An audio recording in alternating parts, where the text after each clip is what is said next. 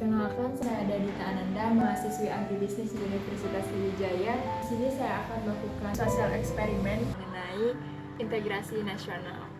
Permisi Mbak, boleh perkenalkan dirinya terlebih dahulu? Boleh dong. Perkenalkan, saya Azrianti Sania dari Prodi Tasawuf dan Psikoterapi. Nama saya Indah Salwa, saya dari Pendidikan Agama Islam. Saya Flora dari jurusan Pendidikan Bahasa Arab.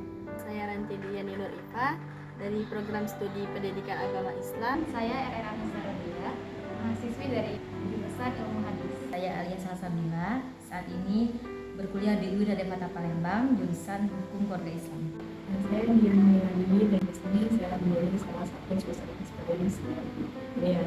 Tahu nggak apa itu integrasi nasional? Tahu?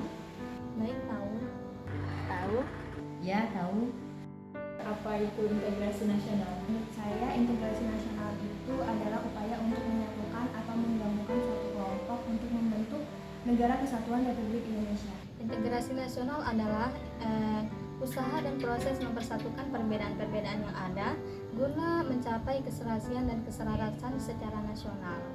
Integrasi nasional yang saya ketahui yaitu suatu upaya untuk menggabungkan atau mempersatukan suatu perbedaan dalam suatu kelompok dalam bentuk kesatuan NKRI.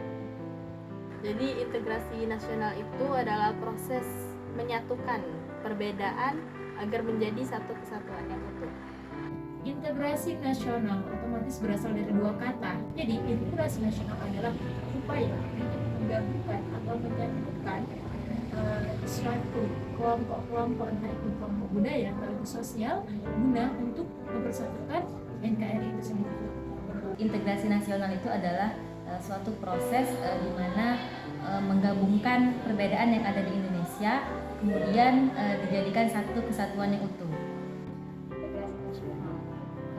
Pemahaman saya, integrasi nasional itu berasal dari dua kata. Yang pertama itu integrasi, berasal dari bahasa Latin, yaitu integrate. Dan yang kedua, nasional, itu berasal dari bahasa Inggris, yaitu nation.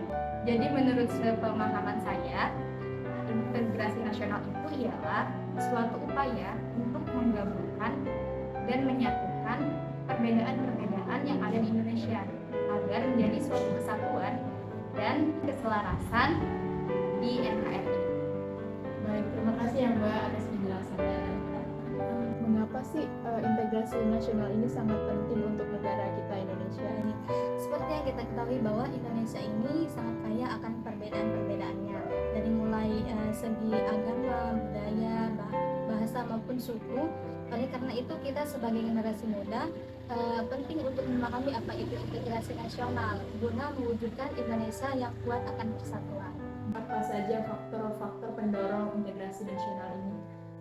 Jadi faktor-faktor pendorong integrasi nasional itu yang pertama itu adanya rasa senasib seperjuangan. Kita pernah sama-sama dijajah. Kemudian dilanjutkan perjuangan untuk menghadapi penjajahan tersebut. Kedua, memaknai ideologi nasional. Ideologi Indonesia itu adalah ideologi Pancasila. Dengan adanya Pancasila, kita dituntut untuk saling menghormati semua perbedaan yang ada. Tiga, itu keinginan untuk bersatu. Dengan adanya integrasi nasional, kita mengabaikan semua perbedaan untuk bisa bersatu dengan perbedaan tersebut. Yang keempat itu ancaman dari luar negeri. Ketika ada ancaman dari luar negeri, kita bersatu untuk bisa menghadapi ancaman tersebut. Apa yang menjadi faktor penghambat dari integrasi nasional ini?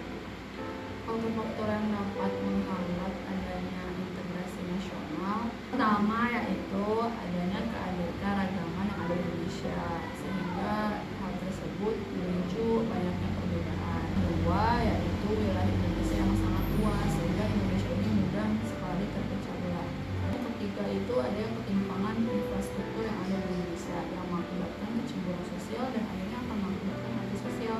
Nah, yang terakhir ini mungkin kita juga patut waspadai yaitu adanya paham eksosentrisme, di mana merasa kelompok kita yang paling benar di antara kelompok-kelompok lainnya. Mbak tahu nggak sih apa hubungan integrasi nasional ini dengan Sumpah Pemuda dan Bhinneka Tunggal Ika? Oke, kalau kita bahas dan kupas dulu tentang apa sih itu Sumpah Pemuda? Sumpah Pemuda kan udah terjadi pada tanggal kayak berapa Mbak? 28 Oktober 1928. Iya, di saat itu para pemuda pemimpin Indonesia yang awalnya bersifat kedaerahan bersatu. Jadi nasionalisme guna apa? Guna untuk mengeluarkan aspirasi mereka sendiri tentang kemerdekaan NKRI. Sedangkan hubungannya dengan Bhinneka Tunggal Ika, coba apa sih itu Bhinneka Tunggal Ika? Slogan Bhinneka Tunggal Ika ini walaupun berbeda-beda tetapi kita tetap satu juga. Iya, gini, Indonesia kan luas gitu, luas sekali, memiliki berbagai macam ras, suku, budaya. Ada yang berkulit putih seperti Mbak, ada yang berkulit hitam gitu kan, ada yang tinggi, ada yang pendek gitu. Semuanya berbeda gitu. Sedangkan Bhinneka Tunggal Ika mengajarkan kita berbeda tetapi tetap satu jua. Mengajarkan kita bahwasanya kita boleh berbeda tempat tinggal, kita boleh berbeda suku, kita boleh berbeda kulit putih, ya kita tidak masalah gitu. Tapi ingat yaitu tetap satu jua. Boleh berbeda tapi harus tetap satu. Seperti kita yang menyatu dalam ukhuwah. Masya Allah. Bujana ya, Terima kasih Mbak. Bagaimana cara mewujudkan integrasi nasional tersebut? Ada 3 cara. Yang pertama itu asimilasi, yang kedua itu akulturasi, dan yang ketiga itu adalah pluralis. Nah, asimilasi itu adalah proses penggabungan dua kebudayaan akan tetapi menghilangkan identitas lokalnya, sedangkan yang akulturasi tersebut ini kebalikannya, yaitu membawa identitas lokalnya tersebut. Terus yang ketiga ini pluralis, itu paham yang menghargai antara perbedaan, saling beriringan atau berdampingan dan terus berkembang. Apa saja contoh masalah integrasi nasional dalam kehidupan berbangsa dan bernegara di Indonesia?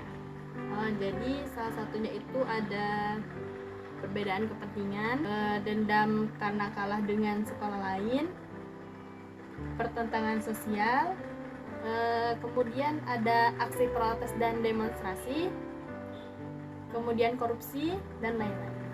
Terima kasih ya Mbak. Ya.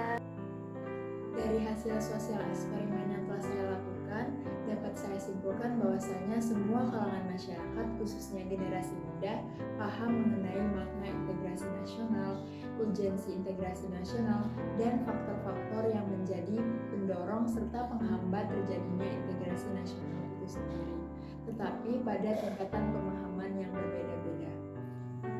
Integrasi nasional ini sangat diperlukan negara Indonesia. Dengan adanya integrasi nasional dapat mempersatukan semua perbedaan-perbedaan yang ada di Indonesia sehingga tidak terjadinya konflik perpecahan yang dikarenakan perbedaan semata.